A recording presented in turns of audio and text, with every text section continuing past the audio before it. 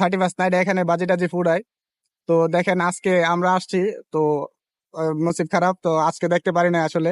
সৌন্দর্যটা আসলে সবসময় মোবাইল থেকে উপভোগ করে চিন্তা করছি যে এই বছরটা কাছ থেকে উপভোগ করব। তো দেখেন আজকে আমাদের ভাগ্য ভালো না।